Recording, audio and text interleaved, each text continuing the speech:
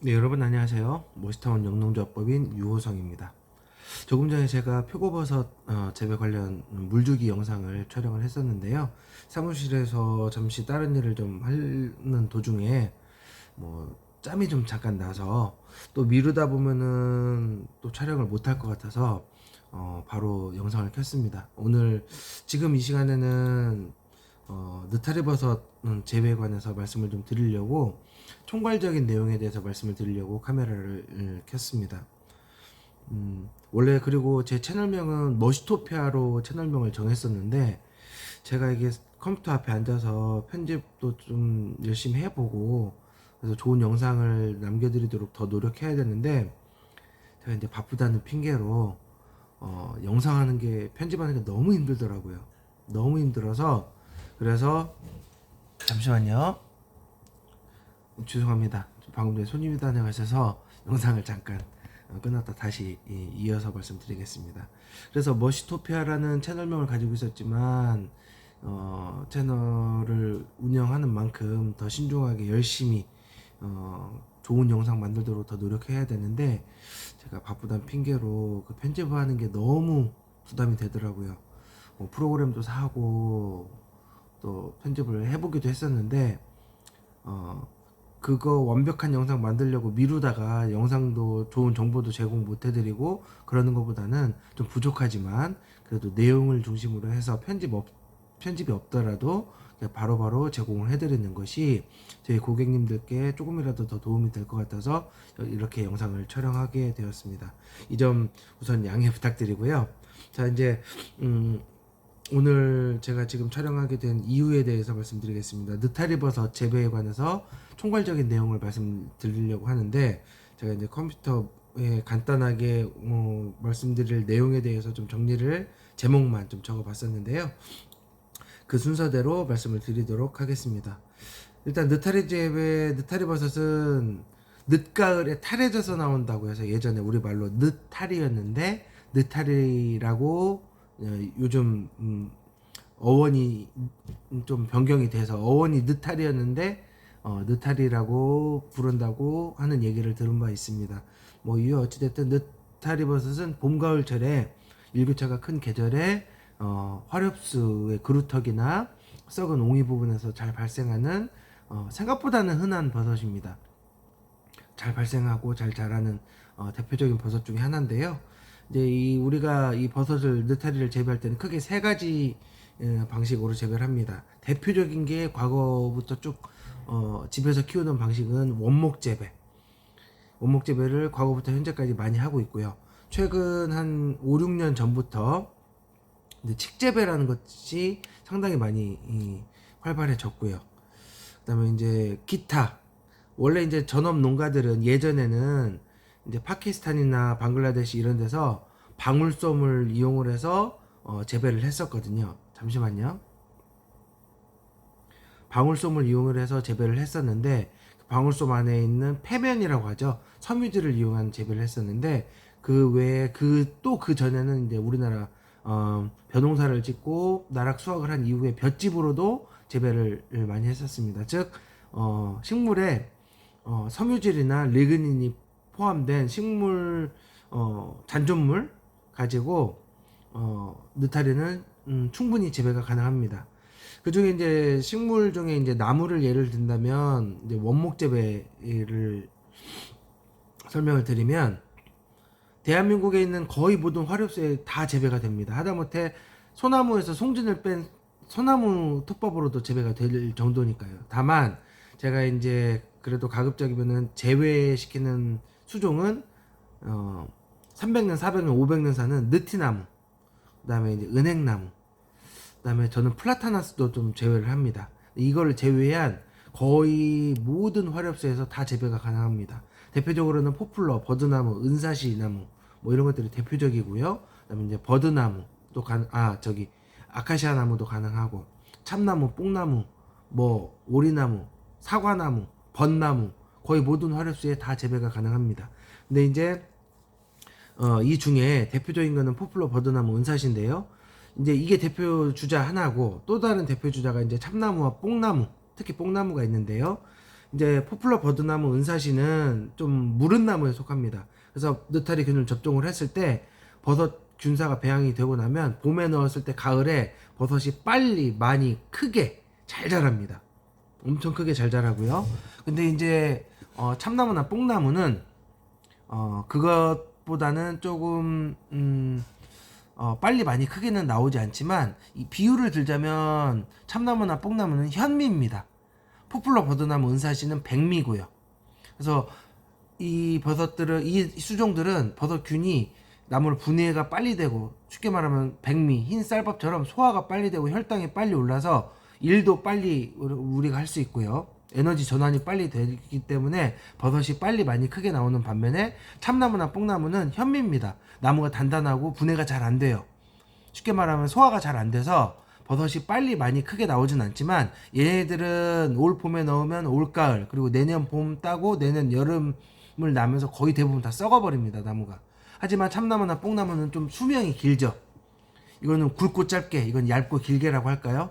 어쨌든 이런 장단점은 있습니다. 차이점이 좀 있고요. 하지만 이제 뽕나무 같은 경우는 예전 저희 아버지의 말씀으로는 뽕느타리하고 칡느타리는 양느타리다 이런 말씀도 하셨었어요.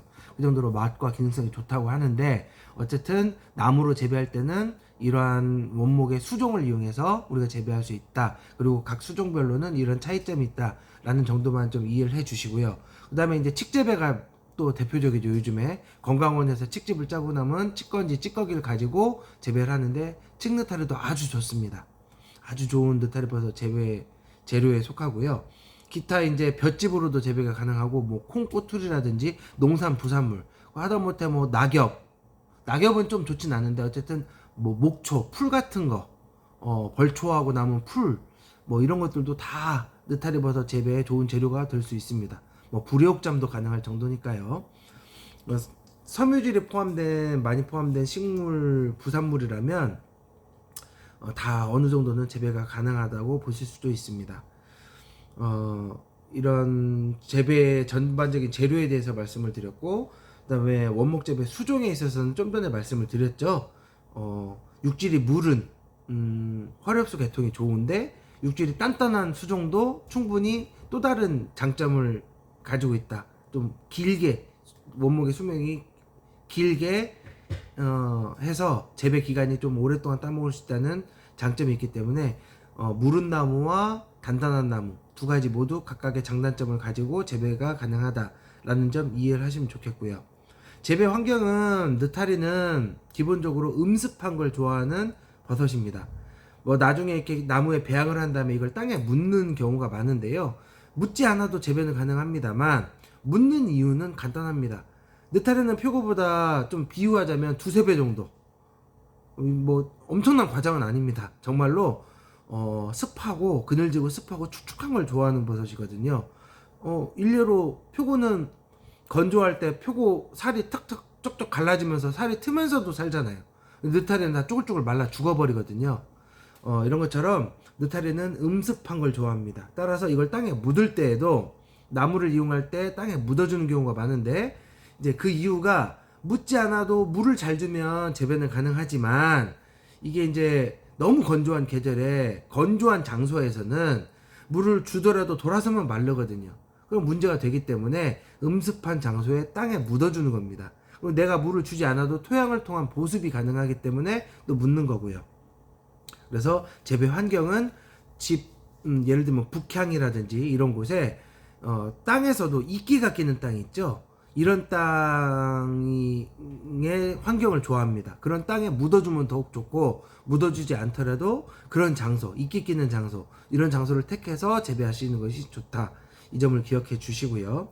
재배 관리는 우리가 뭐 재배 관리라고 하는 게 버섯 재배할 때 온도, 수분, 광, 환기라고 하는 크게 4가지의 환경 요소에 의해서 버섯 재배 관리를 하게 되는데 뭐 온도 우리가 맞춰줄 수 없잖아요. 전업 농가처럼 버섯 재배사에서 냉난방기를 갖추고 온도를 조절할 수 있다면 좋겠지만 집에서 우리가 버섯 키우려고 그런 거를 설비를 구축할 수는 없기 때문에 거의 자연에 의존해서 자연 또는 자연을 활용해서 버섯을 키울 수밖에 없는데 이 버섯 자연을 활용할 때는 대부분 온도 부분은 우리가 어쩔 수가 없습니다. 컨트롤할 수가 없어요.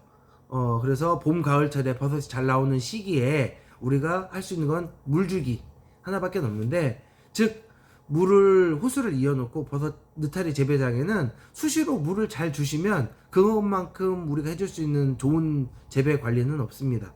일단 물주기를 잘 해주시는 것이 가장 중요하다.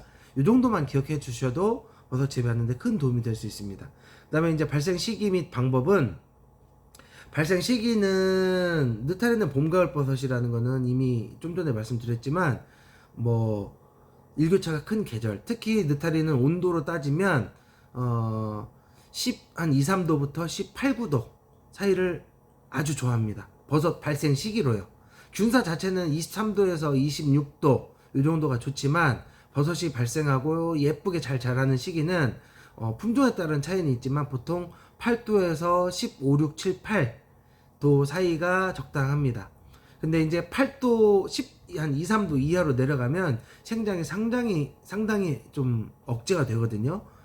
지체가 되기 때문에 잘 그래도 무럭무럭 자라는 온도는 12, 3도부터 18, 9도까지다. 이렇게 생각하시면 되겠고, 이 시기에 버섯이 발생을 하면 우리가 관리할 수 있는 방법은 특별한 건 없고, 좀 전에 물주기에 대해서 말씀드렸는데 물만 자주 주셔도 좋습니다. 다만 이제 느타리 버섯을 노지에서 키울 때는 병해충이 자주 올 수가 있기 때문에 병해충을 예방하는 방법으로 모기장이라든지 나락 말리는, 시골에서는 망이 있다면 그 망 같은 걸로 터널, 활대를 이용해서 터널로 관리해 주시면 더 좋습니다. 부직포보다는, 제가 봤을 때는 부직포도 좋지만 부직포는 가스 피해가 분명히 옵니다. 부직포는 비닐도 마찬가지고, 비닐은 더더욱 심하고요. 느타리 같은 경우는 환경에 따라서 버섯의 모양, 색깔, 뭐 형태가 모양이죠. 뭐 형태나 색깔 등이 다 달라지는데, 짧게 말씀드리면 온도가 낮으면 버섯은 검해집니다. 느타리는 검게 변하고, 온도가 높으면 희어지고요. 그 다음에 광이 충분하면, 밝으면 또 색깔이 짙어지고, 광이 깜깜한 암흑 상태에서는 버섯도 잘 나오지도 않고, 나오더라도 색깔이 또 희어집니다. 그리고 환기에 따라서, 환기가 잘 안 돼서 가스 중에 특히 이산화탄소 농도가 높아지면 대가 길게 자라고 갓은 작아집니다. 반면에 환기가 잘 되는 거의 노지 상태라면 이제 키는 작고 위에 있는 갓이 커지는 야생버섯 형태로 자라게 되고, 이렇게 온도, 수분, 광, 뭐 환기에 따라서 버섯의 모양, 그리고 색깔 등이 변하게 되는데, 비닐로 활대를 씌워서 키울 때 잘못하면 그 안에 이제 이산화탄소 농도가 높아지면서 버섯이 고부러지거나, 대만 쭉 길게 자라고 갓은 거의 형성이 안 되거나, 산호 형태 또는 쌀이버섯 형태로 기형으로 자라는 경우가 많기 때문에, 제 개인적인 판단으로는 나락 말리는 망 같은 걸 이용하시는 것이 더 좋을 것 같습니다. 비닐이나 부직포보다는 모기장이나 나락 말리는 망을 터널을 만들어서 그 안에서 키우는 것이 좋겠다, 이런 생각을 합니다. 왜냐하면 이제 시골에서 우리가 키운다면 봄, 가을철에 이제 버섯이 발생되지만, 봄철도 일부 발생하지만 특히 가을철에는 이 느타리 버섯의 막 오돌토돌 사마귀 같은 것들이 오돌토돌 엄청나게 많이 발생을 하는 경우들이 많아요. 이게 이제 아주 작은 무당벌레, 아기 무당벌레, 빨간색 아기 무당벌레라고 생각하셔도 비슷한데, 작은 빨간색 벌레가 있습니다. 이 버섯벌레라고 하는 벌레가 이제 우리 산과 들에 있는 야생버섯을 섭식하는 과정에 버섯 선충을 이제 몸에 묻히고 와서, 이제 매개체로, 벡터라고 해서 매개체로 와서 느타리 버섯을 섭식하는 과정에 이 선충이 옮겨가면 느타리 버섯 혹병이라고 하는 병을 일으키거든요. 이게 사람이 먹어서 문제가 되지는 않는다고 알고 있는데, 하지만 이제 좀 혐오스럽습니다. 혐오감을 불러일으키기 때문에 기호성이 많이 떨어지죠. 그래서 이런 것들의 피해를 예방하기 위해서라도 모기장이나 나락망 같은, 나락 말리는 나락망 같은 거를 깔아주시는 것이 좋겠고, 덮어서 터널로 해서 예방해 주시는 것이 좋겠고, 가스 피해를 예방하기 위해서 비닐이나 부직포는 또 피해 주셨으면 좋겠습니다. 어쨌든 이렇게 해서 환경은 병해충을 예방하기 위해서 나락 말리는 망 같은 거를 이용해서 터널에서 키우면 좋은데, 발생 시기는 아까 말씀드렸다시피 봄 가을이고, 방법은 봄 가을에 봄비나 가을비가 충분히 오면, 사나흘 정도 뭐 하루 이틀이라도 오면 그 이후에 사나흘 지나서 이게 그 망 같은 거를 이렇게 걷어 보시고, 볏짚 같은 거를 덮어 주셨으면 볏짚도 이렇게 걷어 보십시오. 그러면 거기에 달팽이 눈알 같은 작은 버섯이 나와 있으면 그 자리는 볏짚을 꼭 피복해 주시는 것이 좋은데, 그 자리는 걷어 두시고 물만 수시로 주면 됩니다. 옆에 나무를 봤더니 아직 버섯이 안 나왔다, 그럼 다시 볏짚을 덮어 주시고요. 이런 식으로 버섯이 발생된 놈은 그 다음부터는 물만 잘 주시면 하루에 적어도 3회에서 5회 정도 버섯이 젖을 정도로 충분히 주시면 좋습니다. 여러 번 나눠서 자주 주시는 게 좋습니다. 그 다음에 이제 버섯이 나오면 보통 온도나 품종에 따라 다르지만 일주일에서 열흘 정도가 되면 버섯이, 느타리는 다 자라거든요. 그러면 뿌리 부분을 자꾸 뜯어내시고 다시 물을 흠뻑 주신 다음에 볏짚으로 다시 피복해 주시는 게 좋습니다. 피복 이후에 다시 망을 덮어 주시고요. 터널로. 이렇게 하는데, 버섯이 찌꺼기가 남으면, 표고도 그렇지만 이 버섯 찌꺼기 부분은 반드시 썩습니다. 이 세상에 뭔가 나왔다가 죽은 잔존물이 남아있으면, 시체가 있으면 이제 구더기가 끼기 마련이거든요. 그래서 이제 세균이나 여러 가지 병해충들이 그 자리에 달라붙어서 배지를 원목이든 어떤 배지가 됐든 이것들을 망가뜨리는 요인이 되기 때문에, 버섯은 반드시 죽은 찌꺼기가 있으면 잘 청소를 해서 완벽하게 제거해 주시는 것이 좋습니다. 원목 재배에 관해서는 이 정도로 말씀을 드렸고요. 그 다음에 이제 방법으로는 단목 재배가 있고 장목 재배, 또 혼합 재배가 있는데, 단목 재배는 말 그대로 나무 느타리를 20cm씩 토막을 내는데, 토막을 내서 나무를 쌓으면서 그 중간중간에 종균을 발라주는 방법이고, 여기서 설명서를 보내드리기 때문에 저희들이 이제 실제 재배를 할 때는 설명서를 참고하시면 되겠고, 그것보다도 더 중요한 것은 느타리를 우리 아버님, 고객님들, 그리고 아버님들이 부지런히 미리 나무를 토막내는 경우가 있는데, 절대 나무를 미리 토막내지 마시고, 나무는 1에서 1.2m로, 특히 1m가 좋습니다. 1m 정도로 끊어놨다가 종균을 구입하고 종균을 깨 부셔가지고 톱밥을 만든 다음에 1m를 20cm씩 5토막을 내고, 그 자리에서 그 나무를 바로 쌓습니다. 쌓을 때 맨 바닥에 종균 놓고 나무 놓고 또 종균 놓고 나무 놓는 방식으로 그 자리에서 쌓는 겁니다. 5토막을. 그리고 그 옆에서 또 토막 내고 또 그 자리에서 종균을 발라가면서 또 쌓고, 이렇게 다 완료되면 반드시 비닐을 덮어서 배양하고, 이제 장마철이 지나면 이걸 하나씩 띄어서 땅에, 이끼 낀 축축한 땅에 묻어서 볏짚 덮고 이제 여름을 나고 가을철에 재배하는 방식을 이용하시면 되겠고, 이게 이제 단목 재배 방법이 되겠고요. 토막을 내는 느타리 토막 또는 단목을 이용한 방법이라고 생각하시면 되겠습니다. 장목 재배는 이렇게 토막을 내지 않고 표고목처럼 1m짜리 나무를 구멍 뚫어서 여기에 균을 넣는 방식으로 재배하는 방법이 되겠는데, 장목 재배는 어느 수종이든 다 가능하지만 특히 뽕나무나 참나무 같이 단단한 나무들은 단목 재배도 괜찮습니다. 단목 재배를 했을 때 나무 토막이 있다면 위와 아래에 종균이 있는데, 얘가 위로도 자라고 아래로도 자라서 다 만나면 이 나무가 이제 온전히 버섯나무가 되는 건데, 나무가 단단하면 여기까지 내려오는데 시간이 걸리거든요. 근데 이제 이걸 중간중간에 구멍을 뚫어서 종균을 넣어주면 아무래도 이제 좀 더 빠른 시간 안에 배양이 되겠죠. 그리고 잡균이 침입하는 통로는 껍질이 없는 양 끝단이 되겠는데, 나무를 토막내지 않고 이 중간에는 나무 껍질이 있기 때문에 잡균 침입이 용이치 않습니다. 우리가 버섯균을 다 넣어준 거 외에는.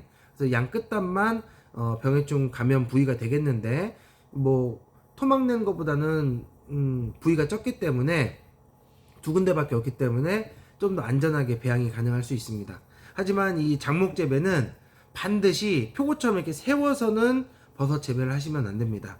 6월달까지는 나무 파레트 위에 표고하고 똑같이 우물정자로 놓고 일주일에 3-4시간, 특히 이제 느타리 같은 경우는 저는 접종 후 일주일 후부터 물을 표고는 토요일에 한 번만 주셔도 되는데, 일주일에 한 번만 주셔도 되는데, 느타리는 그걸 나눠서 2번 정도 나눠서 주라고 저는 당부를 드립니다. 토요일 날 만약에 4시간을 준다면 느타리는 수요일 날 2-3시간, 토요일 날 2-3시간 이렇게 나눠서 주시면 더욱 좋습니다.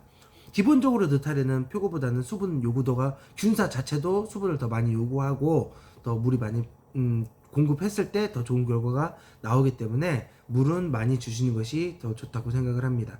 이렇게 해서 이제 관리를 하시다가 표고는 여름철에 세우는 경우도 있고 가을철에 발생기는 반드시 세우죠. 하지만 느타리는 세우는 것보다는 땅바닥에다가 그늘지고 축축한 땅에다가 기찻길 침묵처럼 간격을 두고 딱딱딱 눕혀놓는 것이 좋습니다.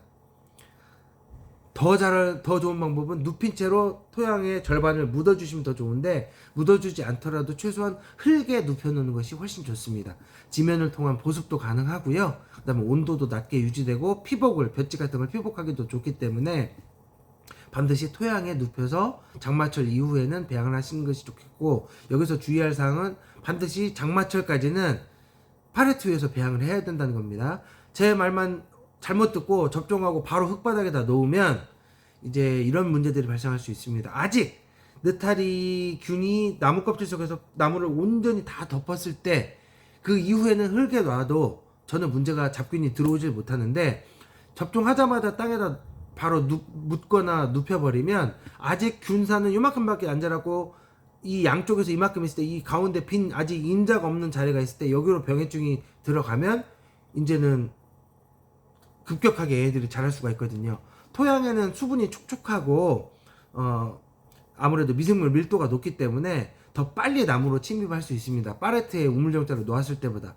그래서 이런 위험 부담을 줄이기 위해서는 파레트 위에서 나무 속에 균이 꽉 다 찰 때까지는 정상적으로 관리를 하다가 나무가 온전히 배양된 이후에 땅에 눕혀두기 또는 묻어주기를 해주실 것을 권장드리고요. 이렇게 재배하다가 가을철에는 이제 버섯이 여기저기서 나옵니다. 이게 이제 작목 재배 방법이 되겠고, 혼합 재배는 이런 작목을 먼저 작업을 표고처럼 구멍 뚫어서 넣으신 다음에 이거를 토막을 내서 이제 아까 단목 재배 방법을 병행하는 것입니다. 그래서 이 혼합 재배가 사실은 재배 결과는 가장 좋긴 할 것 같습니다. 다만 좀 번거롭고 종균도 더 많이 들고 또 따라서 이제 비용이 증가하겠죠. 이런 장단점은 있을 텐데 재배 안정성이라든지 성공률은 제일 높은 것 같습니다. 근데 여기서 이제 간혹 보면 뭐 산에 가서 뭐 나무 구루터기가 있으면 거기다 막 버섯균 넣으면 막 버섯이 나온다 이런 얘기들도 많이 하시던데 기본적으로 핵심적인 내용은 표고나 느타리나 이 버섯들은 사물기생균입니다. 버섯이 죽은 나무를 썩히는 균이란 얘기예요. 송이버섯이나 능이버섯은 활물기생균, 살아있는 이제 외생성균군이라고 해서 송이는 소나무의 털뿌리에 세포와 세포 간극에 이제 균사를 침을 박아서 예를 들면 공생을 하는 거고, 능이버섯은 이제 참나무 뿌리에 공생을 하는 건데, 이거는 살아있는 나무가 그래서 반드시 필요한 거죠. 송이나 능이, 이 활물기생균은요, 또는 생물기생균이라고 부르는데, 이 버섯들은 살아있는 나무가 필요하지만, 뭐 우리가 마트에서 사 먹는 대다수의 버섯, 대표적으로 느타리, 표고 같은 경우는 사물기생균이기 때문에 죽은 나무를 썩히는 균이에요. 분해하는 균이고요. 따라서 나무가 죽어 있어야 됩니다. 근데 이제 간혹 이제 맹아라고도 하고, 나무를 소나무 같은 경우는 벌목을 하면 바로 죽죠. 하지만 나무를 벌목을 했어도 죽지 않고 살아있는 나무들도 있어요. 하지만 이제 따라서 이런 살아있는 나무에는 우리가 균을 막 접종한다고 해서 무조건 재배가 성공하는 것은 아닙니다. 다만 이제 나무가 살아있다고 해도 위에 구루터기 윗부분은 죽고 뿌리 부분만 살아서 여기서 맹아가 나오는 경우가 많기 때문에 이제 그것 때문에 이제 재배를 하는 것이죠. 근데 맹신은 하지 마십시오. 어쨌든 나무가 죽었을 때 이 재배가 구루터기 재배는 가능하다는 것은 기억해 주시고요. 자, 이제 어쨌든 원목 재배는 이러한 방식으로 재배를 한다는 것 정도 말씀을 드렸고, 칡재배는 또 설명하자면 너무 긴데 어쨌든 제일 핵심은 칡은 좋은 재료, 느타리 재배에 아주 좋은 재료인데 이제 칡과 종균이 골고루 혼합되면 됩니다. 또는 이제 다층 재배라고 해서 종균 상자 안에 반드시 비닐을 까는 것이 좋고, 비닐에 종균을 깔고 칡 넣고 비닐 넣고 종균 넣고 칡 넣고 이렇게 3에서 5층 정도 배지를 쌓은 다음에 맨 위쪽에도 또 종균을 반드시 뿌려 주셔야 됩니다. 그다음에 이제 뭐 저는 그래요. 사람마다 이제 재배 방법은 다르겠지만 통기성이 너무 안 좋아질 수 있고 수분이 밀도가 달라질 수 있기 때문에 사람이 올라가서 밟는 것보다는 사람 체중을 살짝 실어서 약간의 다밥을 해서 압력을 줘서 예쁘게 나라시라고 하죠. 평탄화하고 약간의 압력을 줘서 다지는 정도까지만 하고 이제 남은 비닐로 이렇게 덮어서 배양을 하면 치게 이제 접종 작업 후 비닐을 덮어서 배양을 하시면 약 한 20일에서 30일 사이에 느타리가 이제 다량으로 발생을 하게 됩니다. 배양 조건은 집에서 가장 시원한 곳이 좋습니다. 물론 영하로 떨어진 장소에서 버섯이 잘 자랄 수는 없겠고 그늘지고 시원한 베란다나 창고 영상의 장소라면 온도가 낮으면 천천히 자라지만 치밀하게 자랄 것이고 온도가 높으면 높을수록 빨리 자라되 곰팡이는 더 빨리 자랍니다. 그래서 일정 온도 이상으로 온도가 높아지면 잡균이 많이 발생을 해요. 또는 어떤 분들은 2월이나 3월까지는 치기 뭐 1월, 2월, 3월 재배가 잘 됐는데 3월 이후에 4월, 5월 달에는 칡을 갖다 해봐도 곰팡이만 많이 나오고 균이 뻘겋고 배양이 잘 안 되고 재배를 실패했다. 이런 것들은 온도가 높아서 그런 겁니다.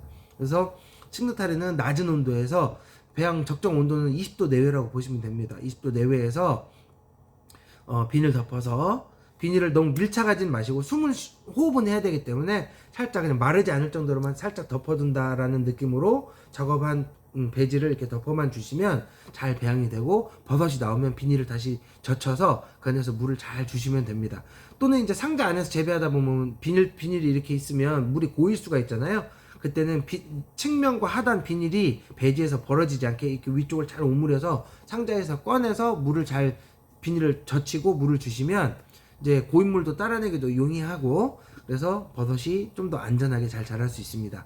저라면 근데 또 하나의 팁은 비닐을 상자에서 꺼낸 다음에 이렇게 잘 오므린 다음에 뒤집어 버려서 원래 바닥 쪽이 하늘 바라보게 하고 이제 칼집을 몇 군데 내서 거기에서 버섯을 발생시키면 더 건강한 버섯이 잘 나옵니다. 이 하단부에 수분 함량이 높은 쪽에서 버섯이 나왔을 때 그게 이제 위로 올라가겠지만 어쨌든 수분 함량이 높은 쪽에서 자란 배지에서 더 건강하고 좋은 버섯이 잘 나오거든요. 버섯은 느타리는 다 무리지어서 다발로 나오는 경우들이 많은데 여기저기서 많이 나온다고 해서 좋은 게 아닙니다. 그거는 제가 키워도 다 살릴 수가 없어요. 느타리는 다발 하나에서도 가운데는 자라고 옆에는 다 말랑말랑 스펀지처럼 쳐져서 죽는 경우가 많습니다. 따라서 이제 이런 것이 여러 개 많이 나오면 정말로 10중 8구가 죽는 경우가 많아요. 그래서 여기저기 다 나오라고 비닐을 다 벗기거나 절대 이렇게 하지 마시고 비닐 안에서 안전하게 수분 유지를 하면서 버섯 나올 몇몇 군데만 칼집을 내주시면 공기하고 접하는 자리에서 버섯은 자연적으로 발생을 하기 때문에 또는 이제 가만히 놔둬도 뜬 자리나 공극이 좀 있는 자리에서는 저절로 비닐 안에서 버섯이 발생을 합니다. 그러면 그 자리를 버섯 안 다치게 살짝 칼집을 내주시면 거기서 또 버섯이 예쁘게 나올 수 있습니다. 이런 식으로 해서 칡재배를 하시다가 버섯이 나오면 물을 잘 주셔야 되고 뭐 하루에 3회에서 5회 정도 얘도 마찬가지입니다. 물을 충분히 주시다가 이제 4월, 5월이 넘어가면 온도가 높아지면서 버섯이 나오지 않습니다. 이때 그 자리에다가 그대로 두시면 버섯파리라고 하는 작은 초파리만한 작은 버섯이 파리가 날라와서 거기에 알을 낳습니다. 알을 낳으면 곤충 분류학상 파리이기 때문에 이제 구더기가 나오고 그 구더기는 뭘 먹고 사냐면 버섯 균사를 먹고 살거든요. 그래서 분명히 하얀색 느타리 균이 있었고 봄에 내가 뭐 버섯도 잘 따먹었는데 어느 날 가을철에 가서 보면 여름철이나 가을철에 가서 보면 썩은 칡밖에 없어요. 그 균사가 다 어디로 갔냐? 그 버섯파리가 다 갉아 먹은 겁니다. 유충이 구더기가. 그래서 5월달이 넘으면 이걸 다시 물을 흠뻑 주고 비닐 위에라도 물을 주고 다시 비닐로 충분히 또 추가 비닐로 싸서 저온 창고가 있다면 저온 창고에 넣었다가 가을에 10월달쯤에 꺼내시면 다시 또 좋은 버섯을 따실 수가 있는데 물론 봄 재배 새로운 배지에서 나온 것만은 못하지만 여름철에 다 갉아먹어서 죽는 것보다는 냉장고에 넣었다가 저온 창고에 넣었다가 가을에 꺼내시면 그나마 또 추가 버섯을 수확을 하실 수 있으니까 이런 방법을 활용하시는 것도 좋을 것 같습니다. 칡재배는 이 정도 말씀드리고요. 기타 이제 뭐 볏짚, 그 다음에 낙엽 말고 뭐 목초, 뭐 풀 이런 것들 이용한 재배도 가능한데 이런 것들은 바로 사용하기보다는 소여물 삶듯이 한번 삶았다가 꺼내서 사용을 하셔야 됩니다. 사용하실 때는 반드시 반드시 스팀으로 찌면 좋겠지만 스팀으로는 8시간에서 12시간을 쪄야 되기 때문에 어려움이 있고 그냥 삶으십시오. 현실적인 방법으로 집에 찜통 같은 게 있으시면 거기다가 볏짚이든 뭐 풀을 벤 거든 이런 것들을 찐 다음에 다 꺼내서 어느 정도 좀 힘을 줘서 물기를 짜내고 꽉 찼을 때 얇은 물줄기가 또록 떨어지거나 최소 물방울이 3방울에서 5방울 정도 떨어질 정도 수분을 맞춘 다음에 완벽하게 냉각 20도 이하로 20도 정도까지는 냉각을 시킨 다음에 여기에 종류를 접종을 하시면 이제 비닐 안에서 배양이 잘 되고 버섯도 잘 나올 수 있습니다. 그래서 이런 원목 재배, 칡 재배, 뭐 기타 섬유들 재배, 뭐 볏짚 등 섬유들 재배에 대해서 다시 한번 또 재료에 따른 기준별로 또 말씀을 드렸는데 뭐 일단은 이 정도까지 말씀을 드리고요. 영상이 너무 길어지기 때문에 추가적으로 각 세부별로 또 중요한 사항들 또는 질문 사항이 있다면 제가 다시 한번 정리해 가지고 칡 재배, 원목 재배 시리즈로 따로따로 다시 정리해서 다음에 영상을 다시 한번 올려드리도록 하겠습니다. 이번 영상도 편집이나 뭐 이런 나레이션도 없이 그냥 올릴 거기 때문에 보실 때 좀 어려움이 있으실 수 있지만 뭐 다시 한번 봐주십시오. 다시 한번 봐주시고 조금이라도 도움이 되었다면 좋아요 한번 눌러주시고요. 구독하시면 제가 다음 영상 올릴 때 더 빠른 버섯 재배 정보를 확인하실 수 있기 때문에 좋아요도 눌러주시고 구독도 해주시면 제가 바쁘지만 바쁘더라도 더 신경 써서 열심히 영상 올리고 또 질문 남겨주시면 답변도 달아드리도록 하겠습니다. 긴 영상 봐주셔서 감사하고요. 다음에 더 좋은 영상으로 더 좋은 정보를 가지고 찾아오도록 하겠습니다. 감사합니다.